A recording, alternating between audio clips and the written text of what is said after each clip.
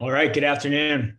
First off, hello, and thank you for those who are able to join me live here today. And if you aren't able to join live, but you're listening to this later, I also appreciate you for listening in. My name is Dr. Jason Biondo. I am a chiropractic physician here at Palm Health.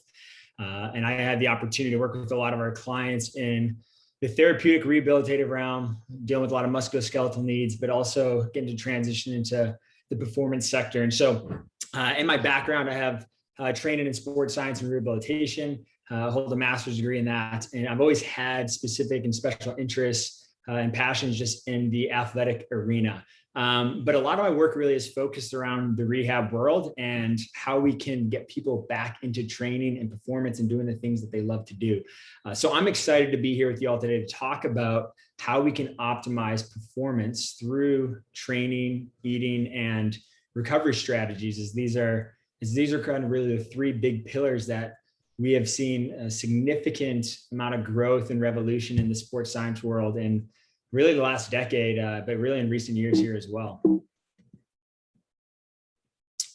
So for many of you, when you think of performance or high performers, our minds naturally probably go to elite sprinters or Olympic athletes, or maybe someone like Tom Brady, the GOAT, Serena in tennis. We think of a lot of these sport elements where there's competition naturally, and rightfully so. But the reality is performance is across the board. We can pick what that activity is and what our goal is. And at the end of the day, I think we all desire to at least be able to perform well or be functional within that. So even if you are an epic pickleball player, performance matters, and how we can ultimately gain optimal performance is important to each one of us. So we're going to dive into what that looks like to really optimize performance. I first want to give this illustration of what we've seen here in recent years in the PGA.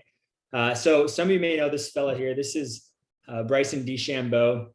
And that picture on the left is actually Bryson back in like the 2018, 2019 timeframe. Good golfer, very competitive on the tour. But at that time, he kind of said that he wanted to seek out to really change his game and optimize his performance. And so he went through a pretty radical transformation. And we can see him now, a more current photo actually from 2020 here, where Bryson put on a significant amount of mass, really developed his strength and power. And we've seen it kind of start to transform the golf game here. And he's not the first to do this, but it just really highlights how the use of science is changing the game and whatever it is we choose to look at. And so he packs on all this weight, he becomes more powerful. If we look at club head speed, which is a good marker of how far someone is going to hit the ball, the average for the PGA in 2020 was 114 miles per hour. It's been kind of consistent around there the last couple of years, 114 miles per hour. Back in 2019, Bryson was hitting the ball roughly 118 miles per hour on average. Now, oftentimes these guys can hit harder, but when they're trying to be consistent and put the ball in the fairway, he's still doing that pretty well, and he's ranked about 36 in the world. You leap forward now to 2021, his club head speed is roughly 138 or 138 miles per hour on average. He is out driving anybody. And again, if you are into golf or if you've been watching this, you're seeing how this, again, it's changing the game here. So the question is, how does one do that? And how does one do that in a relatively short period of time, especially someone who is considered elite?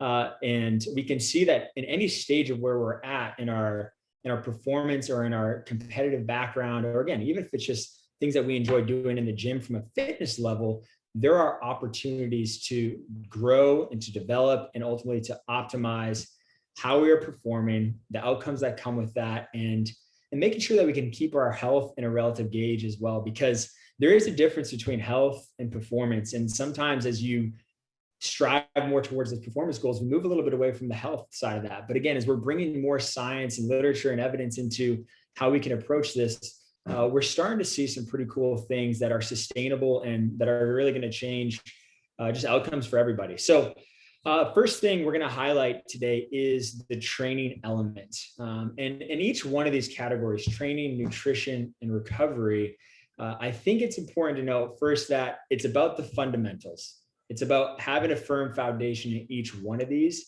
There's a lot of fads, there's a lot of new things being thrown at us, but what we see is when we come back to the fundamentals, we are going to have success that is going to be sustainable and continue to grow. Again, it's about consistency. So it's not just the extreme effort that we put in, but it's being able to show up day in and day out and be consistent to that plan. And then it's about patience. Like, these things will take time, whether that be the course of a few months or sometimes a year, sometimes even longer. It's about being patient, it's about being consistent, and it's about following that foundation. So again, if we're thinking performance, I think most people probably, the first thing that they come to is training. They think, okay, what can I do from a training standpoint to develop better strength? Maybe it's to develop better flexibility or mobility. It's that essential piece that we see across the board, whether it's for endurance athletes, whether it's just for skilled individuals, maybe even for dance, things like that. We have to have a level of foundation in our physical physique, in our endurance, to sustain a good capacity to be able to deliver and perform in that each and every day.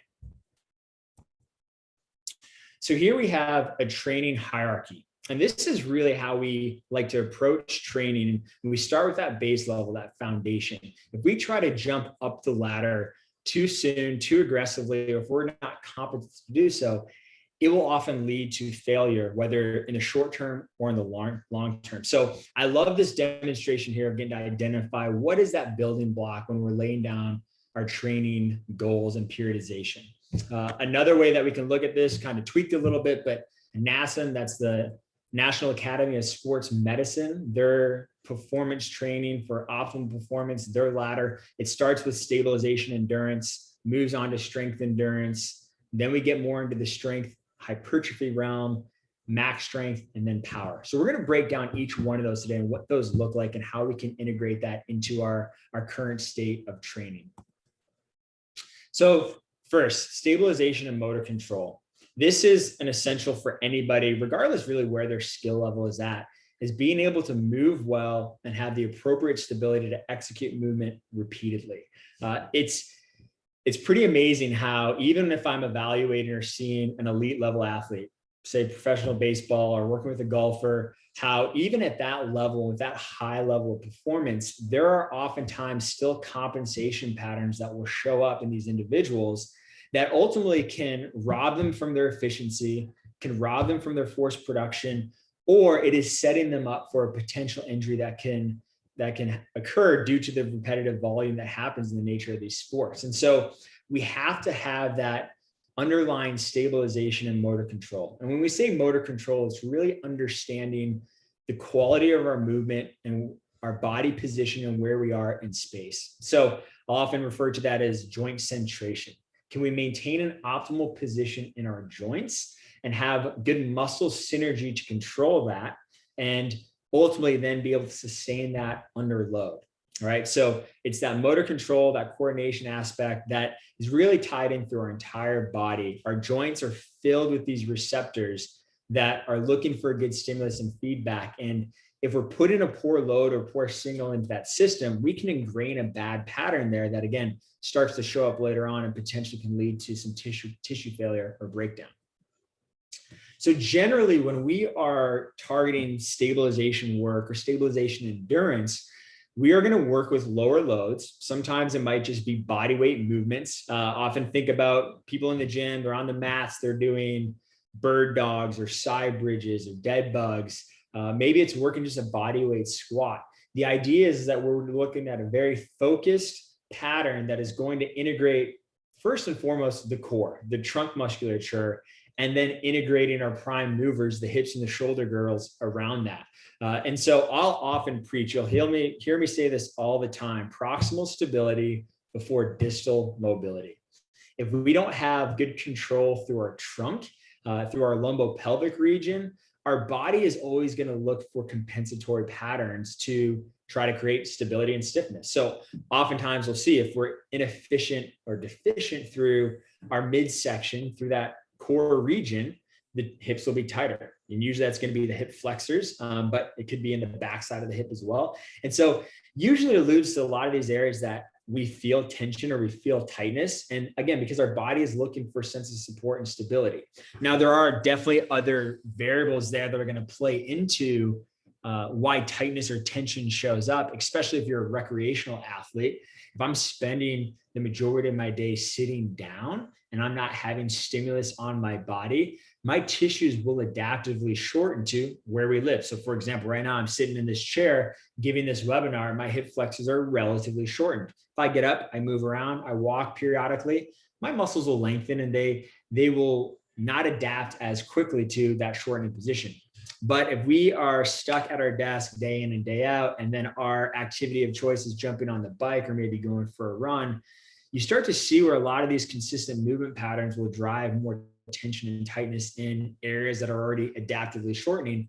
And that can start to lead to some dysfunction in our stability. So we unlayer these imbalances. We might have more flexibility and mobility work integrated into the stability phase or the stability endurance phase.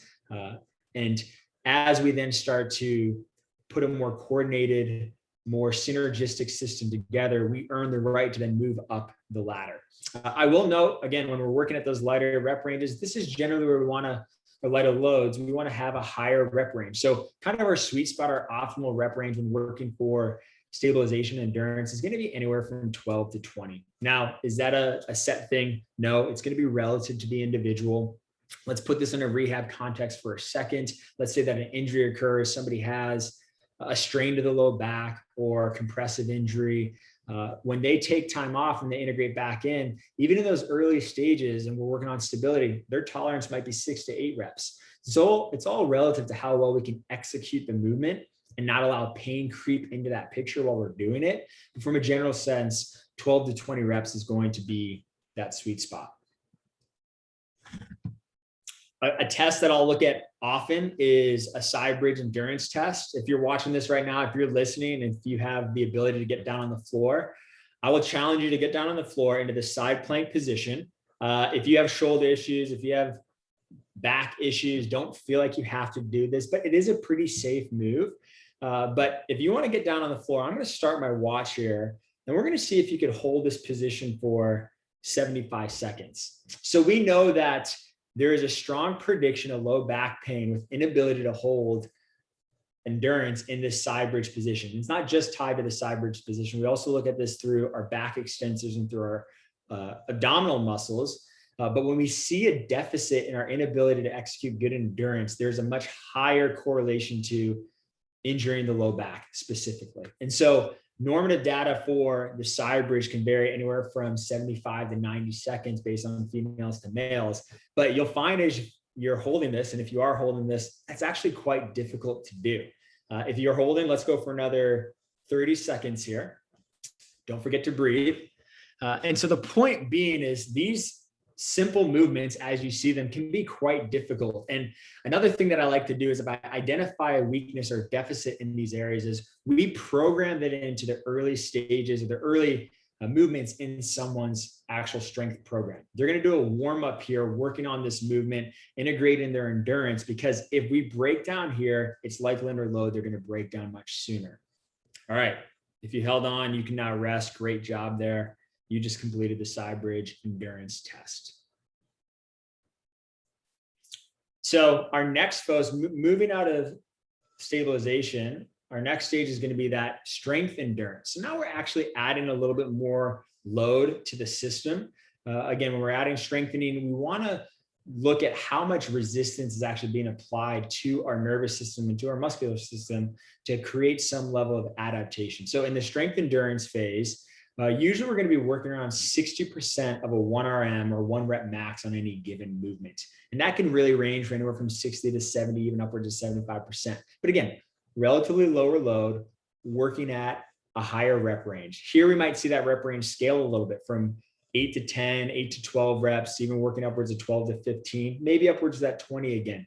But again, being able to sustain repetitive reps with good quality and good movement throughout under load is going to be an important phase to preventing injury for individuals. And again, one that if we skip and bypass this, we often see that injuries do show up in the gym. And that's one of the last places that we want to see an injury occur, because ultimately our goal is to get you out on the field or on the court or doing the things that you love to do.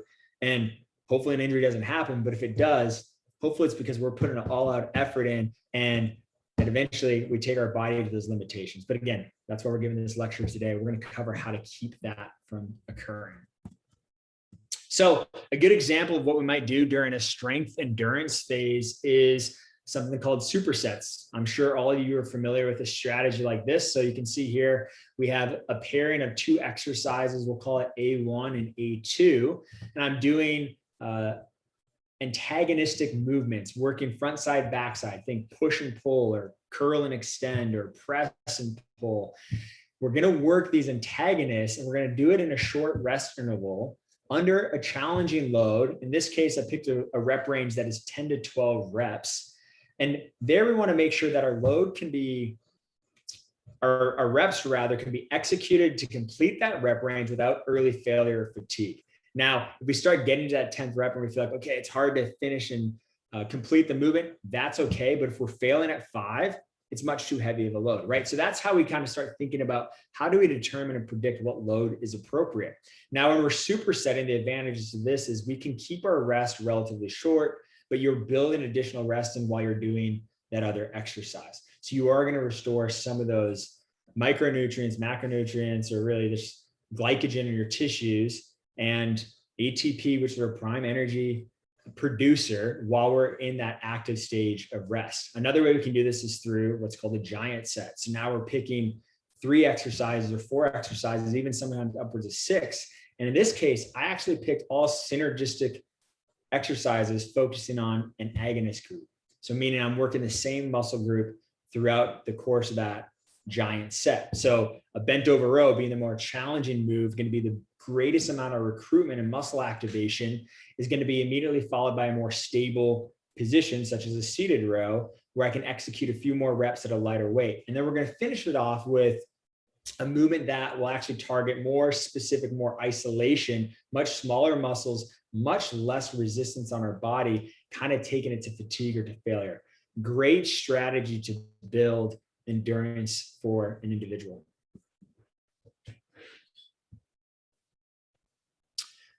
The next phase, and probably a sweet spot really for most individuals in our training pyramid, is going to be in that muscular development and that strength development phase. And so really here we think a lot about creating muscular hypertrophy, which is growth of our muscles, ultimately to lead to more strength. Now, some of you might be thinking, does this really apply to me? Do I need more strength? And I would make an argument definitely that across the board, we're all going to benefit from some level of strength training. Even late in life, in our middle age to later years, we know that a very strong predictor for longevity is grip strength, lower body strength, and then lean muscle mass.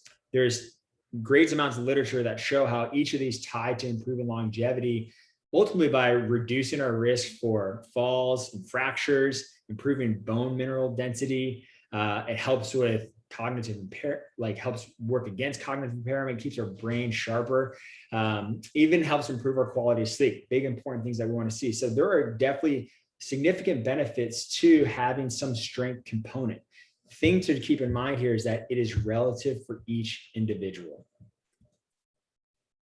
So here we're really focusing on muscle adaptation. We want to create growth within our muscle, but there's also going to be neural adaptation during the strength phase and the hypertrophy phase. So again, important for most of our major sports that we think of. Oftentimes there is a good correlation between mass and power and force development. However, not across the board. So for example, endurance athletes, there's been a lot of debate over the years, like should endurance athletes be doing more strength training?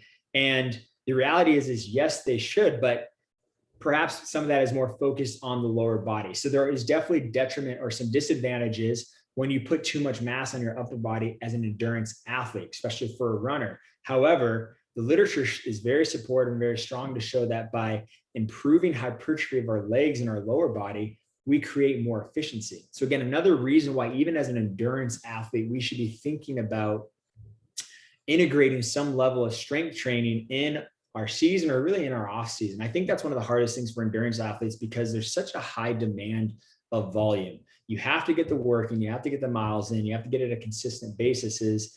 We often neglect or fail to think about how integrating in cross training or strength training will help our performance. And so just like any other athlete, endurance athletes need an off season. It's a perfect time to take 10 to 12 weeks to focus on strength, because we will then ultimately create more efficiency with our force production. What the studies show is that an endurance athlete with greater muscular development and cross fiber sectional area, so the thickness of their actual muscles in their lower extremity, it takes less energy to create the same output.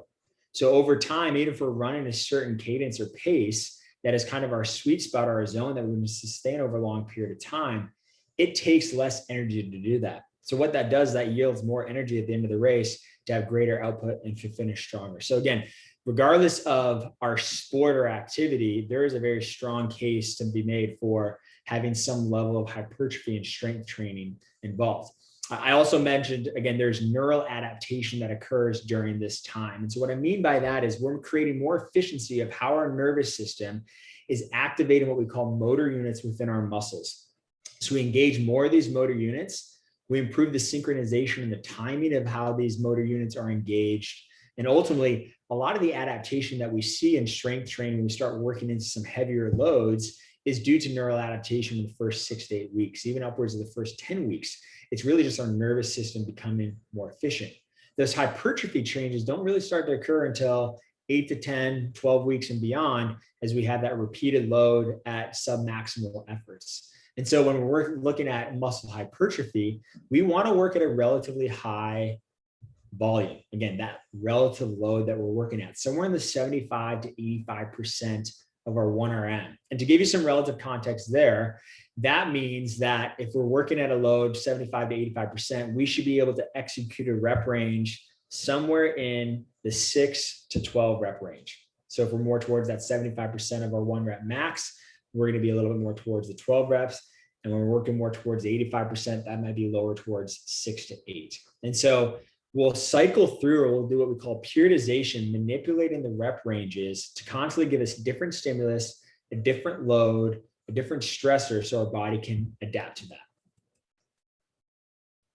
Here we'll see that our sets, our desired sets, is going to be anywhere from 3 to 6 sets on the total number of exercises that we're doing.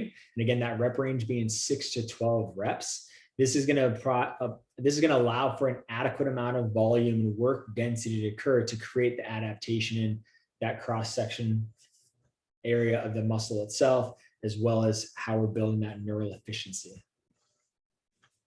The last two components of our training pyramid that I'm just going to touch on, and again, we'll talk about, would be that maximal strength and that power. So this is when it gets really important to identify, is this an appropriate stage for the individual? And if we're an elite level athlete, yes, this is a stage that we have to be taking individuals into, where we're trying to really work on peak force production, work on speed of movement, acceleration, velocity, and do that with maximal efforts, because that's going to be the difference maker in competition.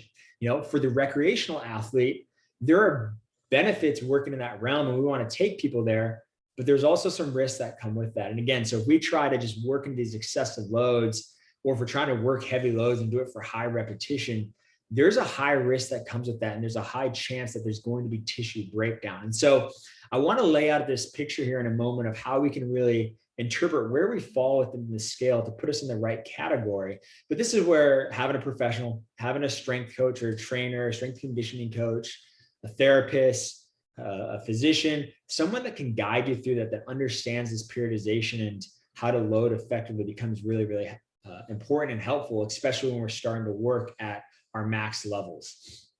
So with maximal strength, again, we're looking at how can we create maximal muscle effort. This is where we're usually working in a 3 to 5 rep range down to a single rep max. So that's going to be anywhere from 85 to 100%.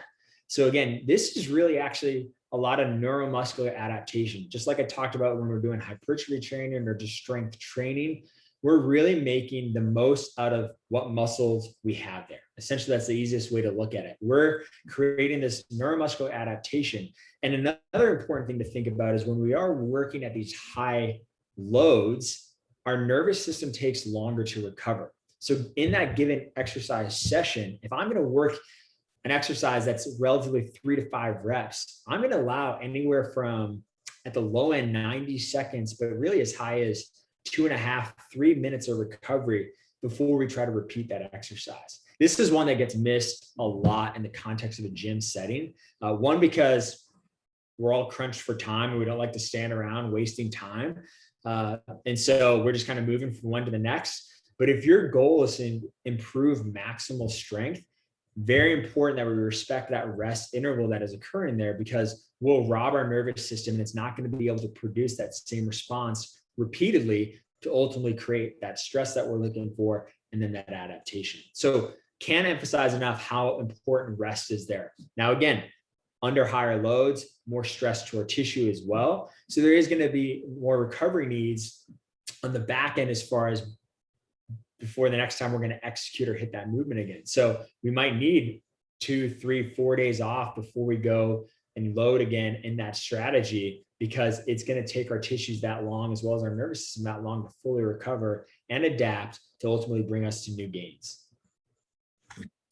So here I have the training continuum, and this is actually something kind of put together by myself and some colleagues a few years ago. So Rose Sharma is the strength coach, one of the best in the game, I would say, and Clayton Skaggs, a physician here in town. And so we developed this when we were working together to kind of help categorize where people fall in the general scheme when we were putting them into this training sector. And so I often think about any individual being able to move across this continuum. And so on the low end of that continuum, we have more of a therapeutic or rehabilitative focus. And on the high end, that's going to be that high level of performance, whether it be an elite athlete, a collegiate athlete, even a recreational athlete. Think, okay, how are we moving through that continuum?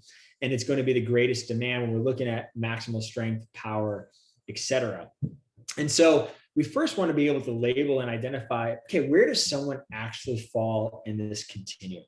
If I have someone that I screen their movement, I am assessing them and I'm identifying a lot of weaknesses and imbalances and dysfunction, and I throw them into that 8, 9, 10 category, which is really going to be even in the strength category, but a high amount of load, high volume, there is a very high likelihood that they're going to break down.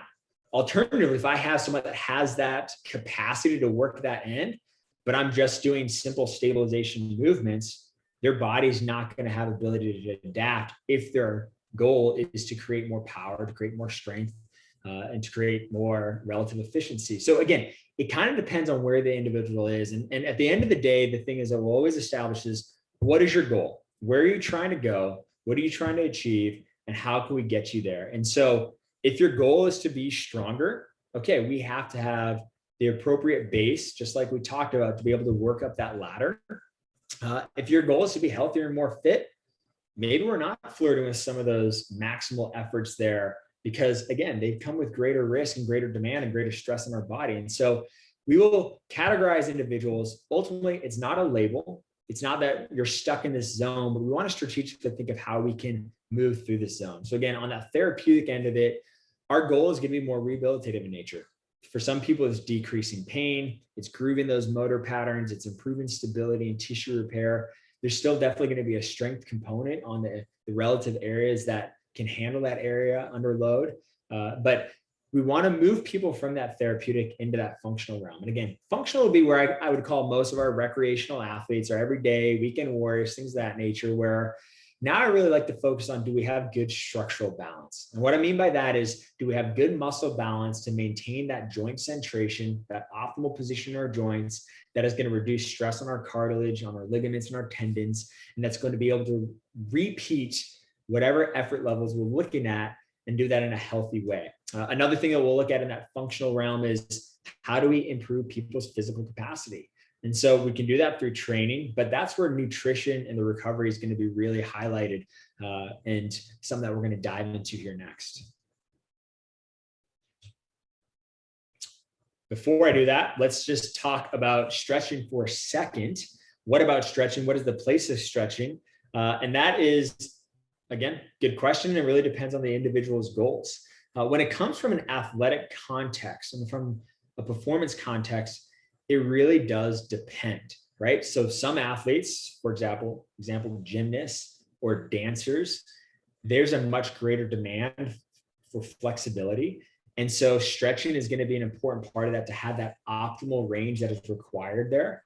But for a lot of your athletes that are more strength focused, more power focused, even a lot of the major sports that we see, whether it be football, baseball, hockey, there's actually a little less emphasis on stretching in those sports because there's a desired level of stiffness that is needed to create more force. And what I mean by that is as our tendons get stiffer, they actually get better at transmitting force to become more elastic, and they're going to take that energy and quickly release that energy. And so having an optimal level of stiffness can be just as important for an athlete as having an optimal level of mobility or flexibility.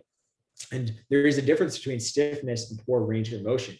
If there's poor range of motion, we always want to attack that. And usually there's going to be some connective tissue dysfunction that's involved there. But again, sometimes we'll find that there's just poor motor control. There's poor stability in the system. And so our body is guarding that range of motion. So we always want to dive deeper when we have tissues that are tight or repeatedly showing up to present as tight or tense, and ask a little bit more to then understand, okay, how do we want to approach this tissue versus just inherently getting in there and stretching. Now, again, there is a place for stretching for sure, especially when we look at the realm of fascial planes and this fascial system that connects our body. We know that from the bottom of our foot up to the top of our forehead, fascia is running through these different planes, connecting our muscles to create better efficiency. And when we are individuals more in that recreational realm as far as activity goes, and we spend the majority of our day sitting or doing some repetitive activity related to our work, or maybe it's manual labor, there's more dysfunction that develops in our myofascial system. So that's when stretching or some level of soft tissue mobilization is going to become more important to normalize that fascia and to create better efficiency in that system. But it's important to note that it takes time to make fascial changes. It can take upwards of a couple of years to change the fascial system. It can also be done in a short window, but when there's long-term adaptation on our fascia, it is going to take time. And so it can be foolish to think, okay, I'm going to just do this stretch, things are going to change, and then on we go. It has to be a little bit more systematic. And just like when we're training for strength or more power, we can train to be more flexible and more mobile too. And then another thing to consider is a very effective way at gaining more flexibility is by training more flexibility. Add a little load or resistance to your body through those range of motions while still respecting neutral position of the spine and centrated positions in your shoulders and in your hips. If you can do that and add a little stimulus to that system and train that range of motion, our brain actually starts to capture those ranges and we'll start holding on to those into a more efficient pattern. So it's a really important way to actually create better mobility. But again, we want to be mindful and strategic at how we go about that. So where do individuals begin?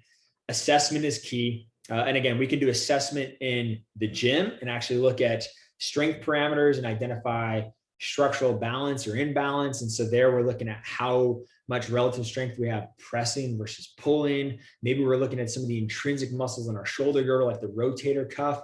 If there's deficiency there and how we stabilize that joint, it will reduce our force output at other areas. And so the more that we can break down and identify where our weaknesses are, where our imbalances are, where our movement inefficiencies are, that's what we're going to start attacking first in our programming, right? Then we're going to build more of that balance, create more of that foundation, and we earn the right to work up that ladder. Again, correction, it's going to vary from one individual to the next. I think regardless of skill level or how relatively achieved an individual is or an athlete is, we'll often find that there are usually some compensations that are going to leak into the system. And so being able to identify those. Now, this is an interesting point too, because working with athletes, you do start to find there are some tendencies and there are some adaptations and some compensations that they can maybe be a mechanical advantage for that individual. So then we have to ask the question too, if I take this compensation strategy away, am I going to improve the performance or am I going to be a detriment to the performance? It's an argument that definitely can be made. It's one that I can say that I've walked and been in, and it's an important parameter, especially when you're dealing with the best of the best or working with the elite, where we have to consider those. And like I said earlier, performance doesn't necessarily equate to health. There's going to be a cost or an expense when we're achieving high performance that might move us a little bit away from health. And ultimately, we're trying to manage that system, make sure that our tissues are recovering and can sustain that repeated load over and over again so they can continue to drive and give that expense there. All right, so next pillar that we're going to move into out of the training and now talking a little bit about nutrition. And so nutrition is a completely nuanced and complex and diverse element when it comes to training and performance and even health, right? Like across the board, it can be quite challenging because of the complexity, but the reality is it could also be quite simple. And so I think bar none, the most important thing when we're looking at performance nutrition, regardless of team sport athlete, an endurance athlete, body composition and physique, we always want to start with whole foods, right? Like we know that having a whole food diet that is going to focus around good sources of lean meats, wild caught foods, grass fed, things that have lower inflammatory markers, getting good sources of vegetables. So we have our micronutrients, have all those little elements are by far going to be the easiest and the most simple and the most effective strategy to help our recovery and our performance.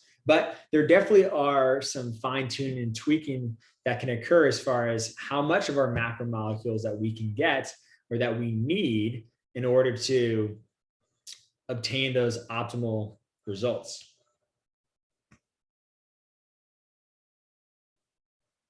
So first and foremost, it's about energy balance when we're talking about performance nutrition. And so what I mean by that is energy in and energy out.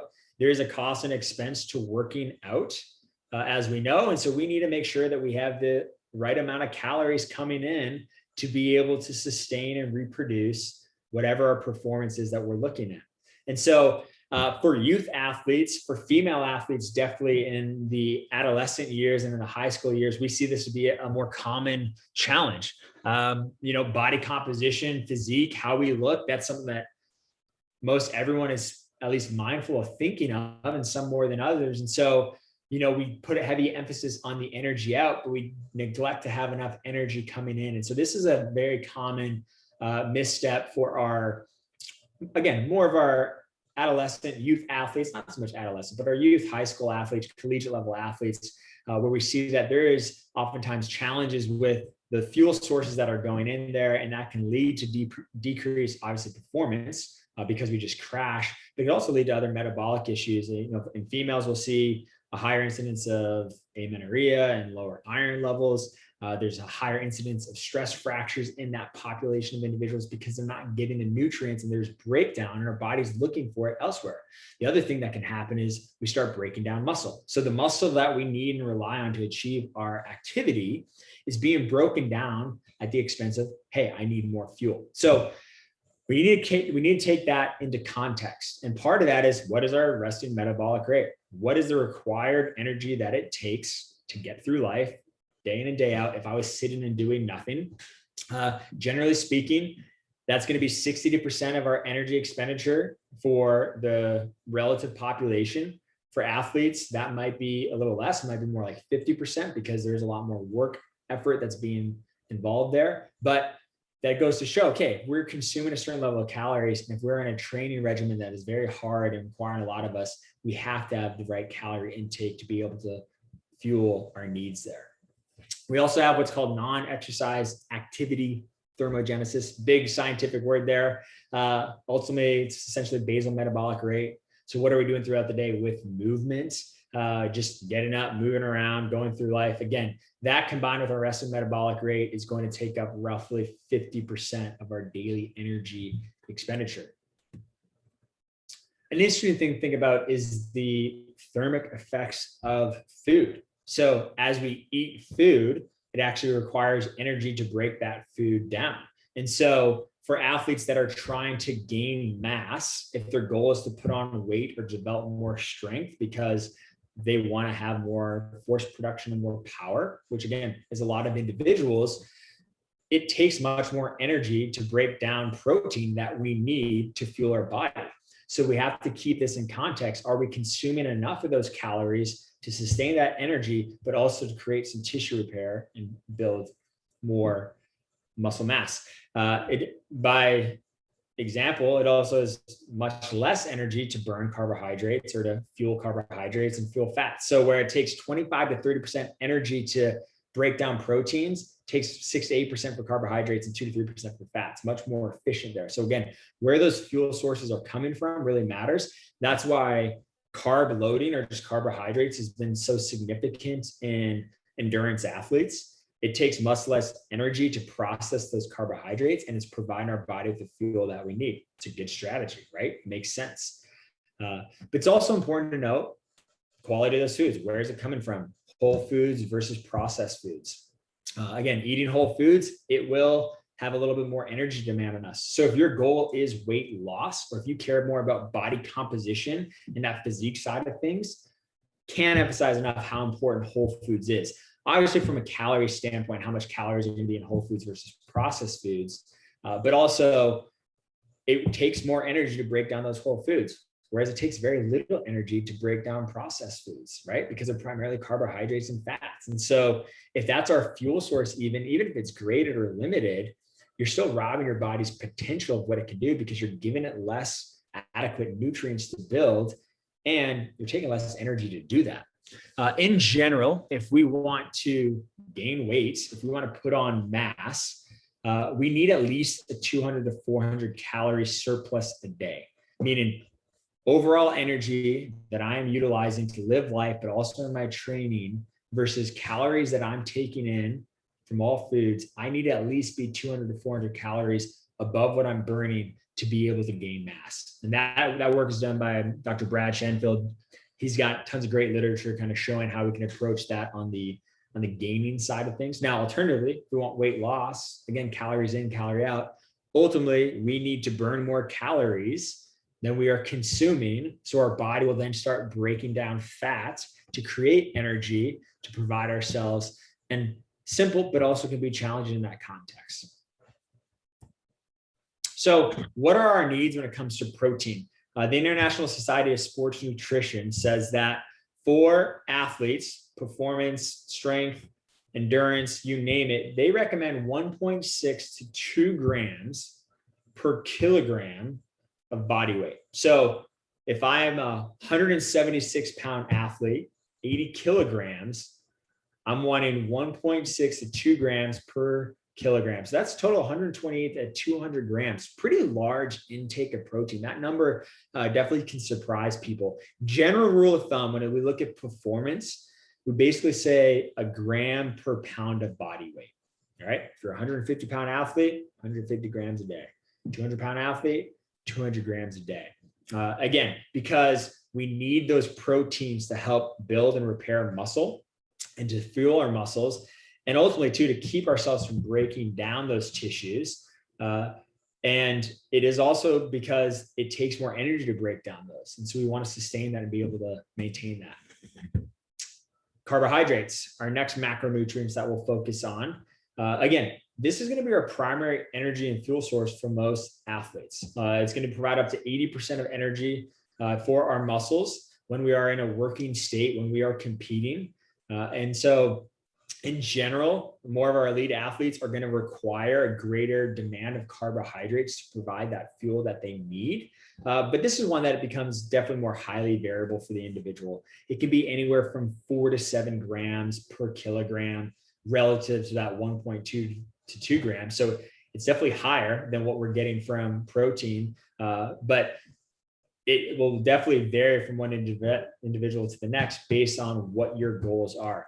And again, those endurance athletes will probably definitely be on that higher end of it, but anyone looking to competition is definitely going to be on that high end of it. And we're looking anywhere from 6 to 7, even upwards of 10 grams per kilogram pre-competition. So days leading up to it, to make sure that we have adequate fuel sources there. For the recreational athlete, we definitely drop that off quite a bit. Again, we're not working as hard. We're not training as long. I shouldn't say we're not working as hard.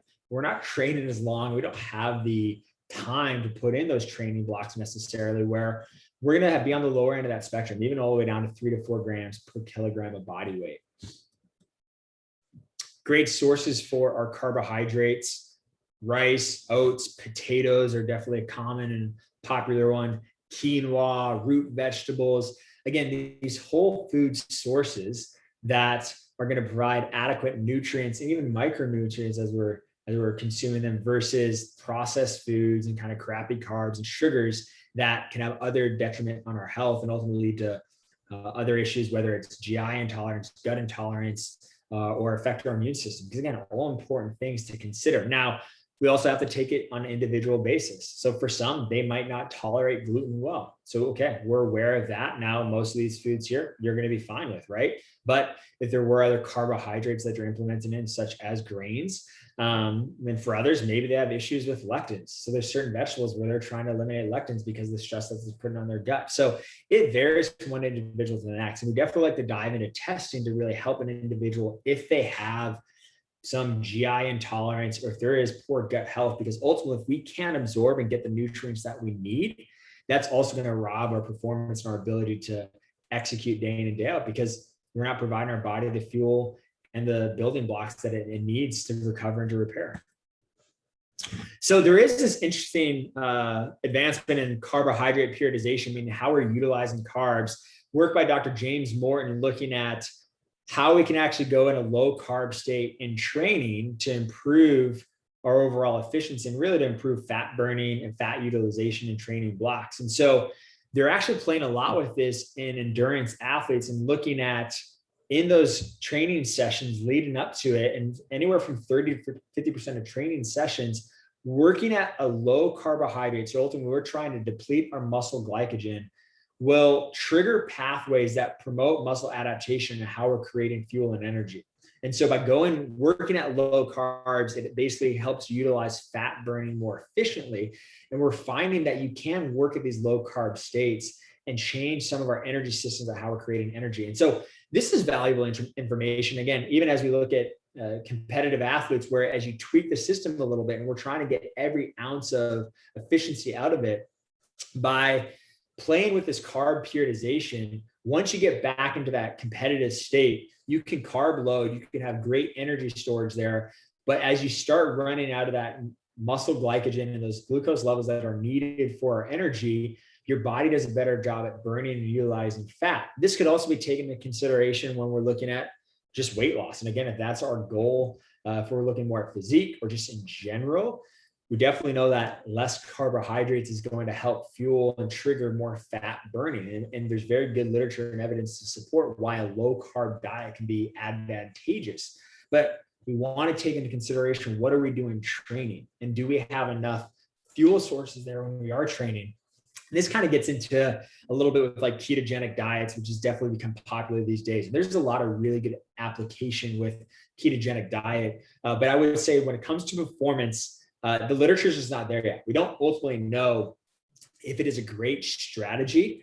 We know that athletes definitely can work in a state of ketosis and use fat for energy. And what the literature will show is it takes time to get there. It can take upwards of 6 months, if not longer, for you to effectively adapt your body to creating fat as a good fuel source. But does it outweigh the performance of utilizing carbohydrates? That we don't know. And it's strong. It's hard to say so. And so at the end of the day, when we're looking at energy and fuel to power performance, carbs are going to be the effective way to do that. But fats are obviously very important. And we'll talk about those next. Some ways that we can look at that carb periodization and carb depletion is, one way is the 2-a-day training. So a lot of athletes, again, if you're working on, say, triathlete, and you're doing blocks of training where you might bike in the morning and run in the afternoon, or swim and run, or vice versa, there's actually a lot of advantages doing that 2-a-day training where you're depleting your muscle energy in the first workout. So in that second workout, your body's going to start utilizing fat more so for the fuel. This one is shown to be a very effective way at helping endurance athletes utilize fat as part of their energy sources. Fasted training is another way to do it. So your last meal was last night. You finished eating around 7, 8 o'clock. Wake up the next morning at 6 o'clock. Rather than having some food, you go ahead and train on that fasted state. Again, that will trigger your body into utilizing fat more efficiently as a fuel source. And then there's this sleep low, train low, which means you're going to bed.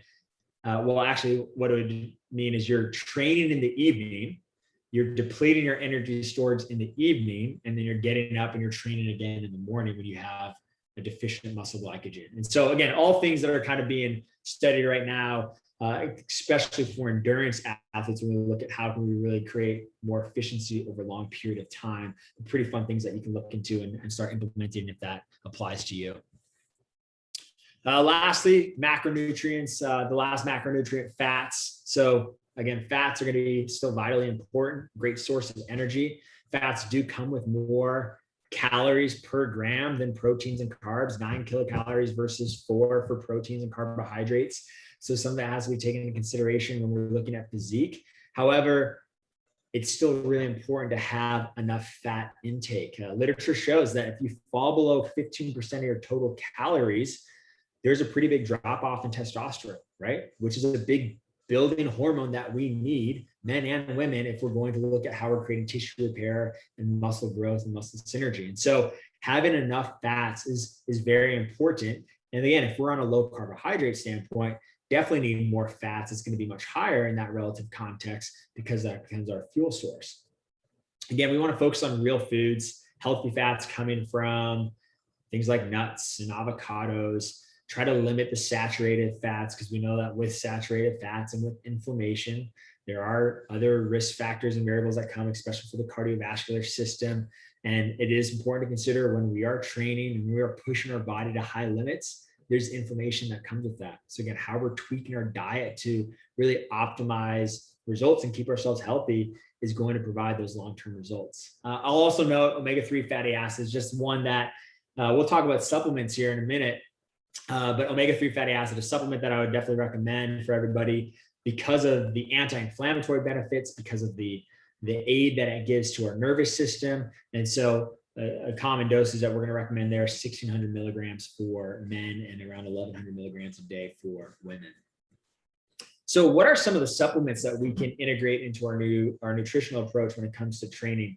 By far the most studied is going to be creatine. There are tons of literature out there on the effects of creatine to improve performance, especially in our more speed and higher force development type activities. Creatine is used in the initial minute of typically somewhere in that first minute of our energy state. So when we're looking at high intensity, fast movements, short durations, creatine becomes very helpful, very successful there.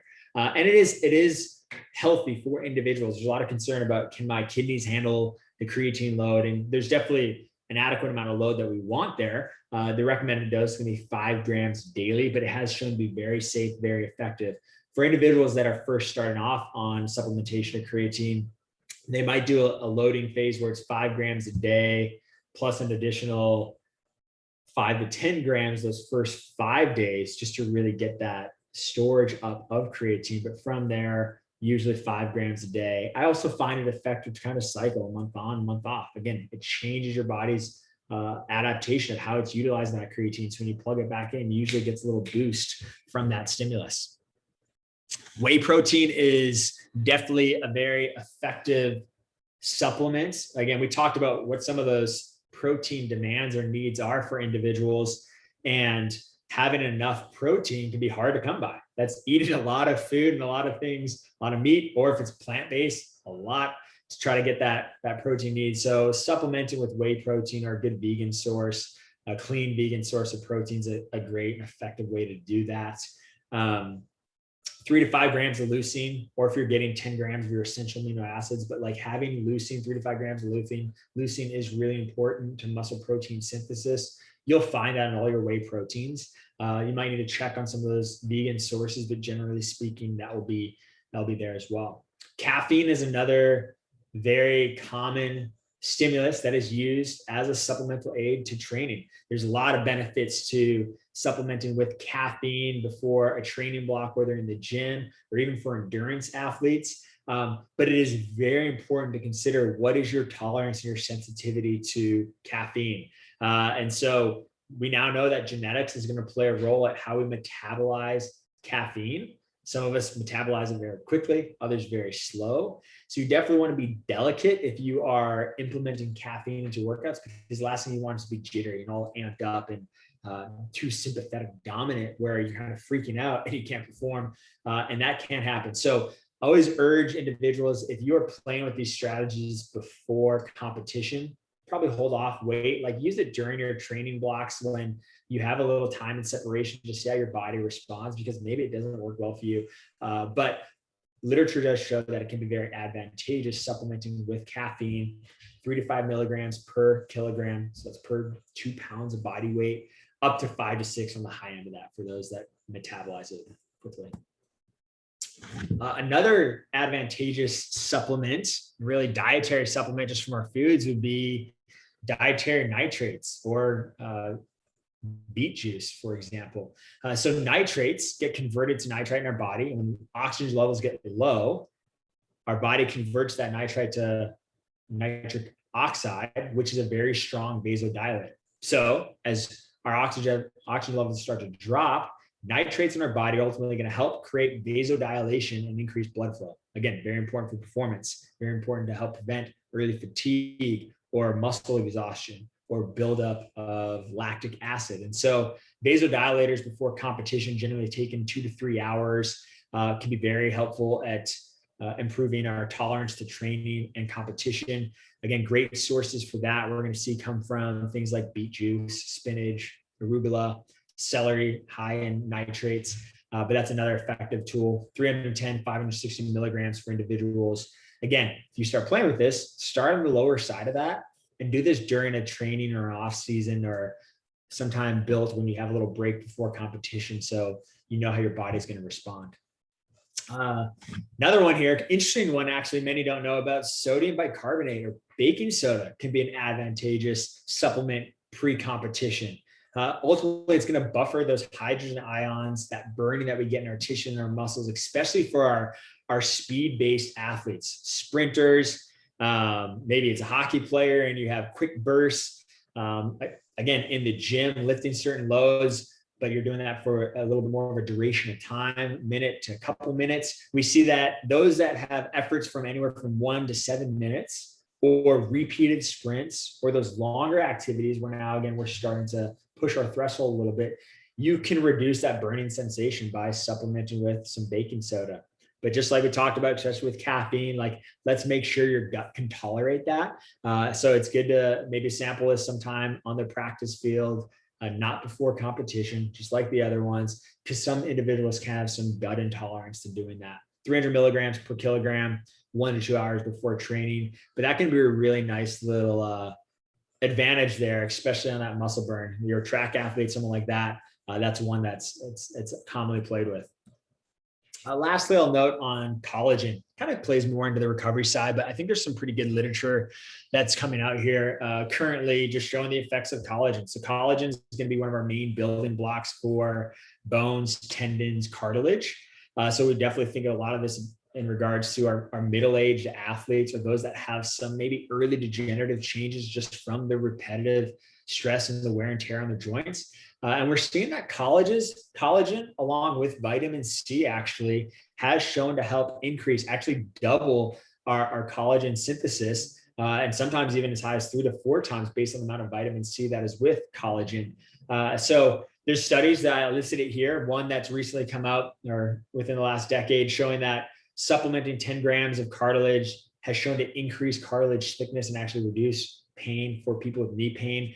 Again, when we start getting to like our 30s, our 40s, our 50s, these things become much more prevalent where we have aches and pains that start to limit our performance. So I think collagen is a nice one that we can start looking at a little bit to see, especially in the earlier stages. The more collagen, the more cartilage that we have to work with, the more advantageous this is going to be. There's definitely a point of limited return there where it would be a false expectation to think, oh, I'm going to take collagen and I'm going to repair and grow all this cartilage in my knee. But there is some evidence supporting that it can be helpful and it can be a good aid. Okay. Lastly here, we are going to touch on the importance of recovery in performance. And I think it's pretty self-explanatory that if we're pushing our bodies to high degrees and high ends and putting a lot of stress on it, like we have to have recovery there. And I love this picture here again. This is a Penfold's recovery pyramid. So Penfold was actually a strength conditioning coach or high performance director for Golden State Warriors at one point.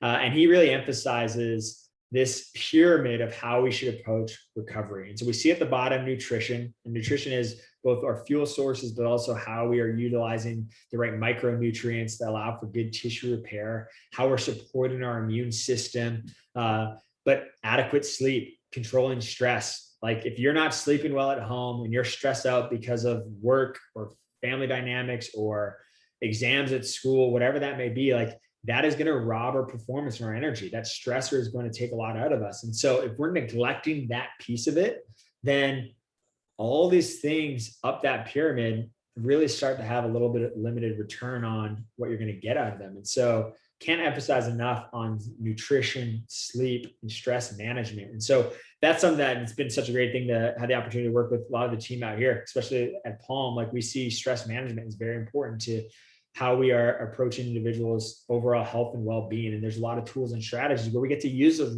recovery modalities at the top of the pyramid to support those things at the bottom. But if we're jumping right into those recovery modalities, again, there's limited return, at least the literature shows, if we're neglecting all those things below. So sleep, it's essential. We know that we need sleep. On average, most of us probably don't do a great job at getting enough of that. I certainly don't. I'm quite terrible, is what I've learned here over the last year as I've been monitoring my sleep. And I mean, I kind of knew because of some of my sleep habits, but nonetheless, it's eye-opening and something that needs to be prioritized for all of us. There is definitely differences between endurance athletes versus strength athletes. Less than 7 hours of sleep has shown to create anywhere from threefold to higher, 4.5 times the increased risk of infection. So it's going to take a big hit on our immune system. But from a performance standpoint, we definitely see a drop off sub 7 hours as well. Interestingly, strength athletes can perform very well with sleep deprivation, sub 5 hours, even 6 hours. So we see there from the nervous system standpoint, like our nervous system can still produce for a limited amount of time at a pretty high level. The thing is, it can't sustain that over a long period of time. And so when we get that into a sport context, and we're having to do things for a longer duration of time, there's a significant drop off and a significant crash. So, most of your athletes, they should really aim from anywhere from 7 to 9 hours a night and even upwards of 8 to 10 hours a night. Whereas recreational athletes can get away with more of that 7 to 8 hour window. It's important to consider even like supplementation. We talked about caffeine. That could be a roadblock to poor sleep or our sleep habits. So if you're sensitive to caffeine, maybe that's not a good tool for you. Alcohol is a huge one. And again, definitely one that we see, whether it's collegiate athletes and binge drinking or it's recreational athletes and we just like to go out and have a social drink or we're winding down with a glass of wine in the evening. Alcohol can really affect the quality of our sleep. It raises our body temperature, metabolizing alcohol. And so as our body temperature increases, we see more disturbances in our sleep.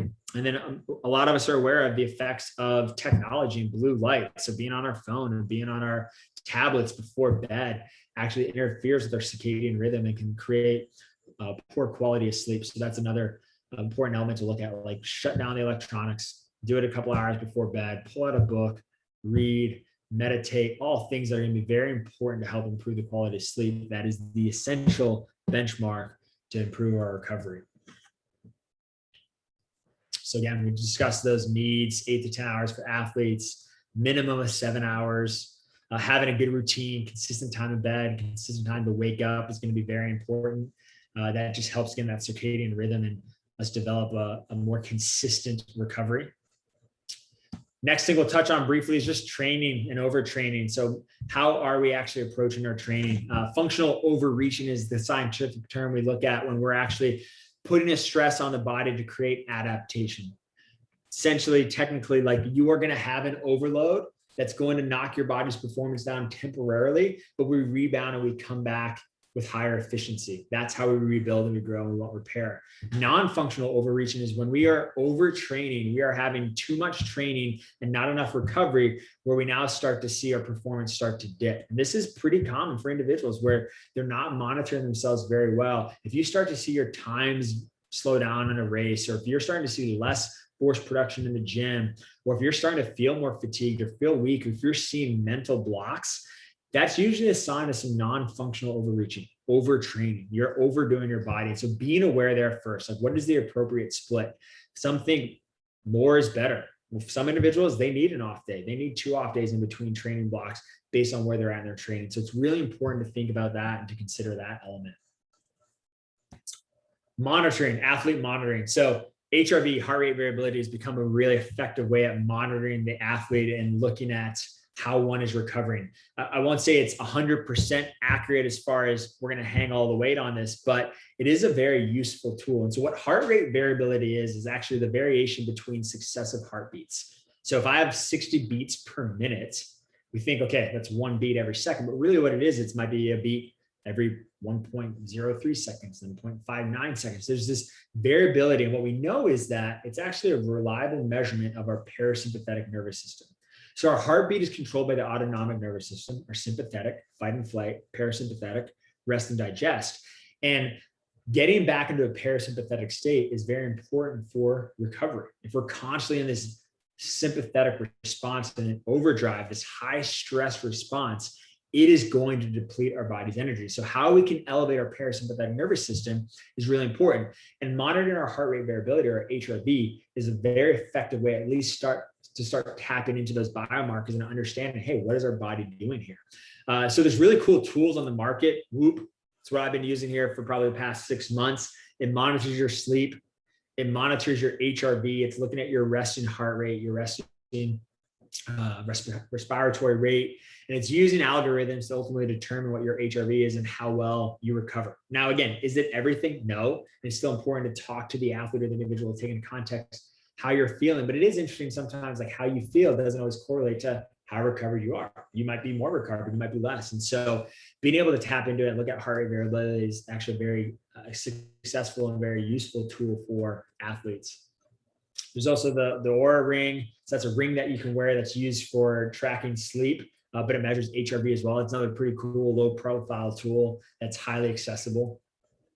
And then the last thing we'll address here is treatment and recovery modalities. So recovery modalities could be some of the devices such as a therapeutic laser, cryotherapy, or ultrasound, things like that. Like how useful are those in the context of our recovery? And again, it's going to depend. It's going to depend on the demand. It's going to depend if there's a little injury that's occurring there. But as a whole, treatment and modalities are definitely a useful tool, especially when we're looking at how do we create that edge, or how do we help maintain optimal movement within that system. So body work is excellent.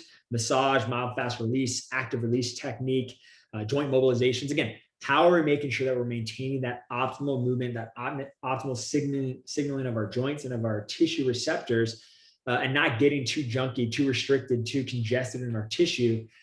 Even just some of the byproducts of inflammation that is going to be there post-training, it can build up and create kind of junky or stickier tissues that can have negative effects on our performance. So a big advocate of body work, and one that I think everyone would understand when they start to experience it. Other techniques there, neuromuscular reeducation. So now we're talking about how we're facilitating the nervous system to be more responsive and more reactive.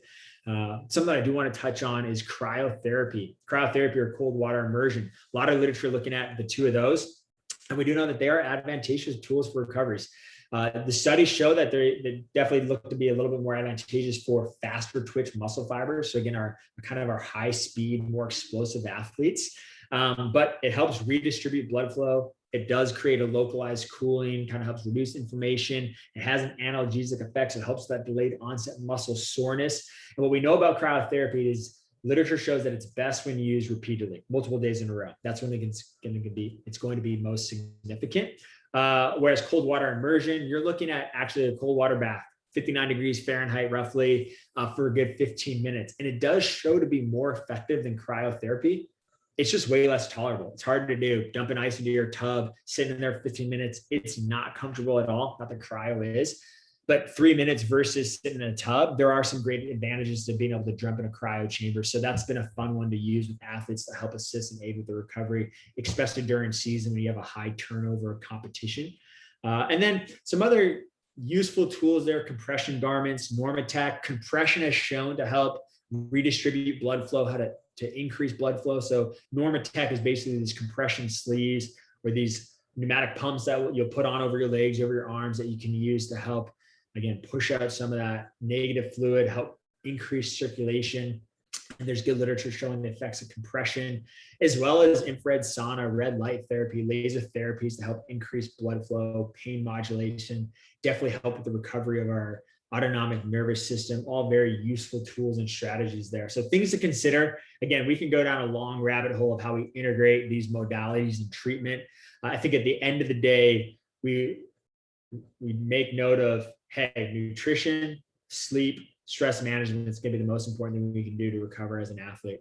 But the more intense that we're getting, the more competitive that we're getting, the more elite that we're looking to become, how we manipulate those other variables becomes a very important strategy as well, and one that is absolutely needs to be taken into consideration to optimize performance. So there you have it. I do want to leave you guys with one recommendation. This book, Peak by Mark Bubbs. It's a great tool, great resource that will dive deeper into a lot of these principles that we talked about, especially on the nutrition side of things.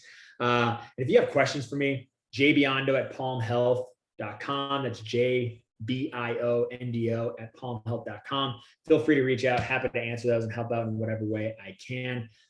But again, many rabbit holes we can dive down here today. Hopefully we just kind of scratch the surface on how we can start thinking about what we're doing from training, nutrition, and recovery to optimize the performance. And I wish you all the best. All right, take care.